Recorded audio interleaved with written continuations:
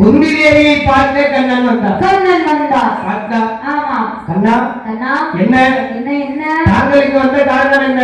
அத்தை என்ன? நான் உங்களை ஆசையாக பார்க்க வந்தேன். ஆசையா பார்க்க வந்தீங்களா? ஆமா. காரணம் இல்லாம ஆமா. நீங்க வரமாட்டீங்களே. வரமாட்டீங்களே, சொல்லுங்க சொல்லுங்கள் என்ன என்றார். அதாவது என்ன கர்ணனை பத்தி உங்களுக்கு தெரியுமா? ஆமா. அத்தை என்ன?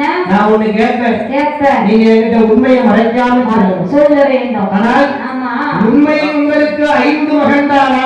5 மகன்தானா என்று ஆமா கர்ணன் கேட்டவுடனே குந்தி தேவிக்கு கைகாலாம் பலருது, படபடபடபடன்னு வருது. ஆகா ஆஹா, ராமனுக்கு மட்டுமே தெரிந்த ரகசியத்தை பற்றி கண்ணன் கேட்கின்றாரே என்று ஆமா குந்தி தேவியிடத்துல கேட்கும் போது ஆமா ஆமா ஆமா எனக்கு 5 பிள்ளைதான், எனக்கு 5 மகன்தான் என்று கண்ணன் கேட்கும் பொழுது 5 தான் சொல்லுறா குந்தி தேவி. ஆமா. அப்ப கண்ணன் ஒரு புன்சிரிப்போடு சிரிக்காரு. அப்படியே சிரிக்காரு. யாருகிட்ட பேசுறீங்கன்னு தெரிஞ்சுதான் பேசுறீங்களா? சொல்லுங்க சொல்லுங்க கிருஷ்ணா. இந்த மாயம் அறியாத மாயம் உண்டா? கிடையாது. உண்மைக்குமே 5 தானா? சொல்லுங்க அத்தை சொல்லுங்க. நீங்க சரின்னு சொன்னா ஆமா உங்களுடைய 6வது மகன் அத்தனை பேருக்கு மூத்தவன் எங்கிருக்கிறார் என்று நான் சொல்லுவேன். போட்டாரு பாரு ஒரு வார்த்தை. கண்ணா என்ன நீ என்ன செய்ய காத்திருக்கிறாய்? ஏ கண்ணா, கண்ணா இத்தனை நாள் தெரிந்திருந்தும் என்னிடத்தில் சொல்லாமலா இருந்தாய். என் மகன் யார் என்று உனக்கு தெரியுமா? உண்டு. 5 பேருக்கு மூத்தவன் எனக்கு அருமை மகன் ஒரு ஆண் குழந்தை உண்டு. கங்கையாற்றான் கரையிலே சூரியனுக்கு சூரிய பகவானை நினைத்து மந்திரத்தை உச்சரித்த போது கவச குண்டலத்தோடு ஒரு கற்பனையை பெற்றெடுத்தேன். மாலை மனம் சூடாமல் மதுரையை அரண்மனைக்கு கொண்டு போக முடியாது என்று கங்கை கரையோடு விட்டு வந்தேன். கண்ணா என் மகன் மூத்தவன் ஒருவன் உண்டு என்று சொன்னவுடன் எனக்கு தெரியுங்களா? அது யார் தெரியுமா? இப்போ அவன் எங்க இருக்கிறான் தெரியுமா? எங்க இருக்கிறான் கண்ணா? ஏன் இவ்வளவு சஸ்பென்ஸ் இருக்கீங்க? சொல்லுங்க கோகுல கிருஷ்ணா. அதான் மருமகனே என்கிட்ட யாருன்னு சொல்லுங்க என்று சொன்னவுடனே என்ன அது வேற யாரு கிடையாது. உங்களுடைய தலை மகன் யாரு தெரியுமா?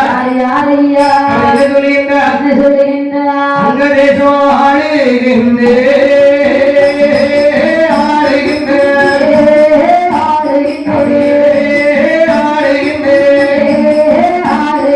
அரசனவன் கர்ணனவே கர்ணனவே கர்ணனவே